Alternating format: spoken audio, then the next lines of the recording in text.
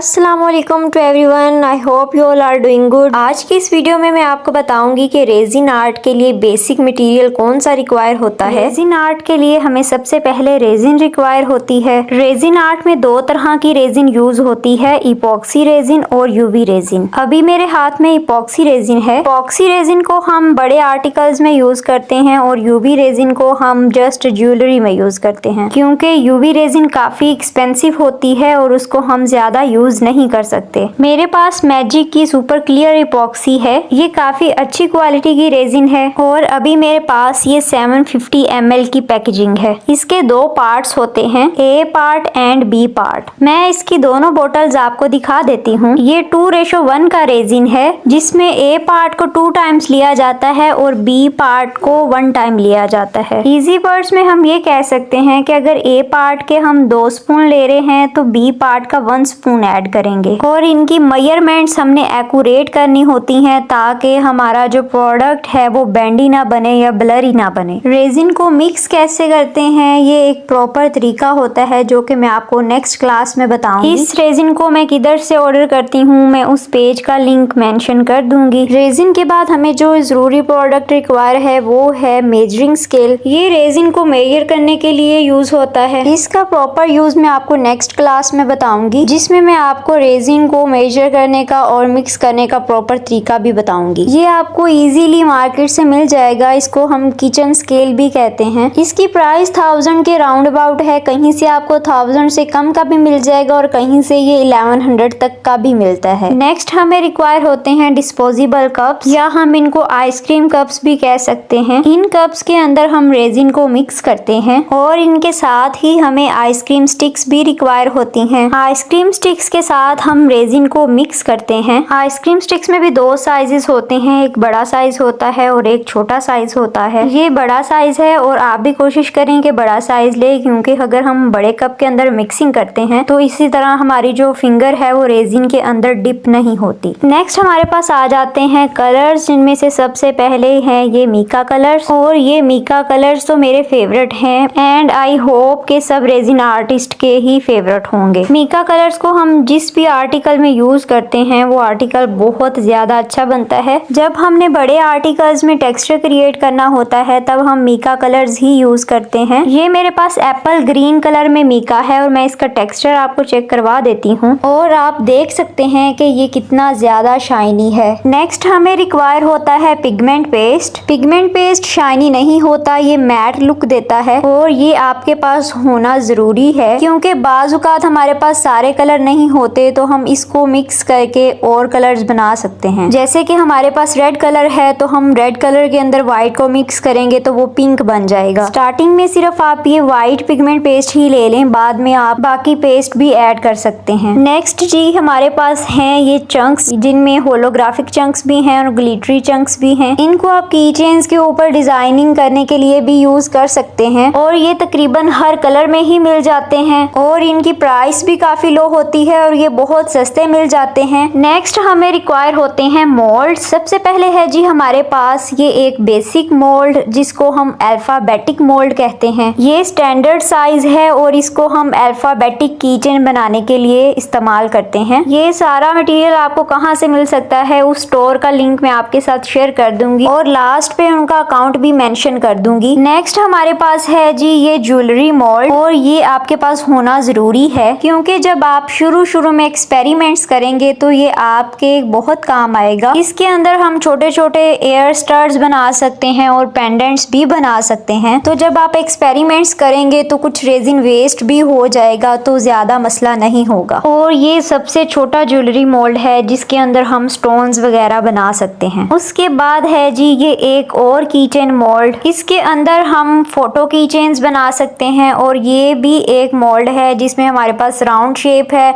Heart shape है और irregular round shapes हैं। इसके अंदर हम फोटो की चेन्स भी बना सकते हैं और नेम वाले की चेन्स भी बना सकते हैं। और इसके बाद आता है हमारे पास ट्रे मोल्ड। शुरू में जस्ट आप एक ही ट्रे मोल्ड ले लें तो वो काफी है। इसका साइज 10 इंचेस है और ये स्टैंडर्ड साइज है और ज्यादातर यही साइज ही यूज किया जाता है। इस मोल्ड के अंदर हम बर्थडे ट्रेज बनाते हैं, एनिवर्सरी ट्रेज और इंगेजमेंट ट्रेज वगैरह बनाते हैं। नेक्स्ट हमारे पास है जी ये 7 इंचेस का मोल्ड। ये ऑप्शनल है, अगर आप परचेज करना चाहते हैं तो आप कर सकते हैं, अदरवाइज अगर आप स्टार्टिंग में परचेज नहीं भी करते तो कोई मसला नहीं है। ये थोड़ा सा डीप मोल्ड है और इसको ज्यादातर प्रिजर्वेशन के लिए यूज किया जाता है। फॉर एग्जाम्पल हम इसमें गजरे प्रिजर्व कर सकते हैं। नेक्स्ट हमारे पास है जी ड्रिल मशीन। ये मिनी हैंड ड्रिल है, इसको हम की चेन्स के अंदर होल करने के लिए यूज करते हैं। आप इलेक्ट्रिक मशीन भी ले सकते हैं, लेकिन स्टार्टिंग में अगर आप ये हैंड ड्रिल भी ले लेते हैं तो काम चल जाता है, क्योंकि ये काफी लो प्राइस में मिल जाती है। इसमें डिफरेंट साइज के वर्मे मौजूद होते हैं, जिसके साथ आप डिफरेंट साइज के होल कर सकते हैं। नेक्स्ट हमें रिक्वायर होती है की चेन के लिए की रिंग और साथ में ये आई पिन्स। हैंड ड्रिल की हेल्प से हम अल्फाबेट के अंदर होल करते हैं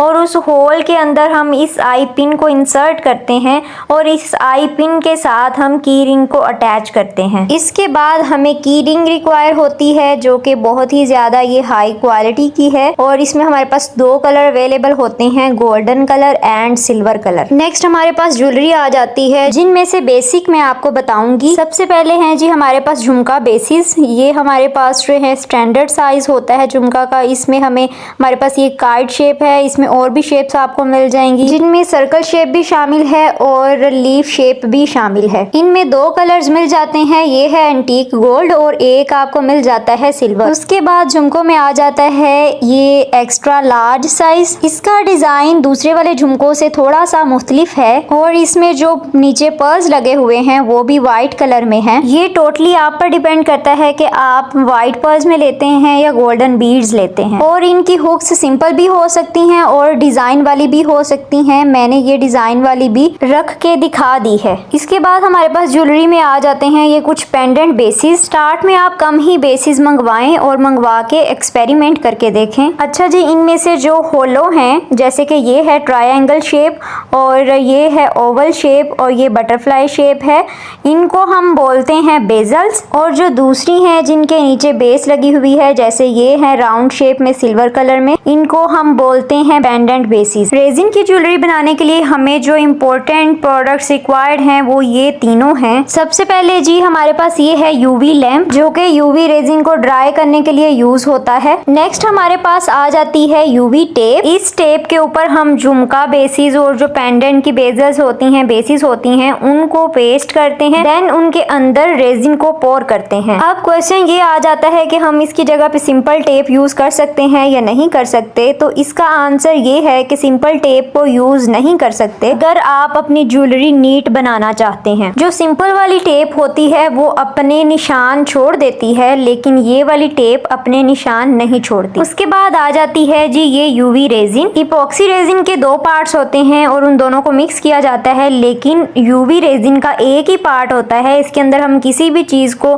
मिक्स नहीं करते। हम ये कह सकते हैं कि ये रेजिन रेडी टू यूज है। ये रेजिन यूवी लैंप के साथ ही क्योर होती है और 2 से 3 मिनट के अंदर ये फुल क्योर हो जाती है। ये 50 ग्राम की पैकिंग है। नेक्स्ट आ जाते हैं ये ड्राइड फ्लावर्स, जो कि ज्वेलरी के अंदर यूज होते हैं। ये रियल फ्लावर्स होते हैं जिनको केमिकल लगा के ड्राई किया गया होता है। ये भी आपको वहां से मिल जाएंगे जहां से आपको रेजिन आर्ट का सारा मटेरियल मिलेगा। इसमें डिफरेंट तरह के फ्लावर्स मिल सकते हैं, जैसे कि ये डेजी है, इसमें भी काफी कलर्स आपको मिल जाएंगे। और ये प्रेस्ड रोज फ्लावर्स हैं। बेसिकली हम इन फ्लावर्स को झुमकों के अंदर और पेंडेंट्स के अंदर यूज करते हैं। और ये कुछ मिनी फ्लावर्स हैं जो कि मल्टी कलर में हैं और ये भी पेंडेंट्स में और झुमकों में यूज होते हैं। नेक्स्ट हमारे पास ये फ्लावर्स आते हैं, इनको हम हाइड्रेंजिया फ्लावर्स बोलते हैं और ये भी डिफरेंट कलर्स में मिल जाते हैं और इनको हम ज्वेलरी में भी यूज कर सकते हैं और इसके अलावा हम इनको रेजिन की ट्रेज में यूज कर सकते हैं डिजाइनिंग के लिए। उसके बाद आ जाते हैं जी ये फ्लेक्स। ये गोल्डन फ्लेक्स हैं जो कि मेरे पास अभी खत्म हो चुके हैं और ये हैं जी सिल्वर फ्लेक्स। ये तकरीबन हर आर्टिकल में यूज होते हैं, ज्वेलरी में भी यूज होते हैं, की चेन्स में भी यूज होते हैं और इसके साथ ही ये रेजिन की ट्रेज में भी यूज होते हैं। इसके बाद आ जाती है जी ये बबल बस्टर स्प्रे और ये है फ्लेम टॉर्च। जब हम इपॉक्सी रेजिन को मिक्स करते हैं तो उसमें बबल्स आ जाते हैं और बबल्स को रिमूव करने के लिए ये दोनों चीजें यूज होती हैं। आप इन दोनों में से कोई एक बाय कर लें। नेक्स्ट हमारे पास आ जाते हैं पेंट मार्कर। रेजिन की ट्रेस के एजेस को पेंट करने के लिए ये यूज किए जाते हैं। इसके अलावा आप की चेन्स के एजेस को भी पेंट कर सकते हैं और ये आपको इजीली किसी भी स्टेशनरी शॉप शॉप से मिल सकते हैं। Last but not the least हमारे पास ये हैं प्लास्टिक ग्लव्स, जो कि बहुत ही ज्यादा जरूरी हैं क्योंकि रेजिन एक केमिकल है और वो स्किन पर एलर्जी कर सकता है। इसीलिए आप जब भी रेजिन का काम करें तो ग्लव्स पहनकर ही करें। ये पूरा पैक आपको 80-90 रुपीज तक का मिल जाएगा। हम ये सिलिकॉन वाले ग्लव्स भी यूज कर सकते हैं, लेकिन ये वाले ग्लव्स प्लास्टिक वाले ग्लव्स की निस्बत थोड़ा सा एक्सपेंसिव पड़ते हैं।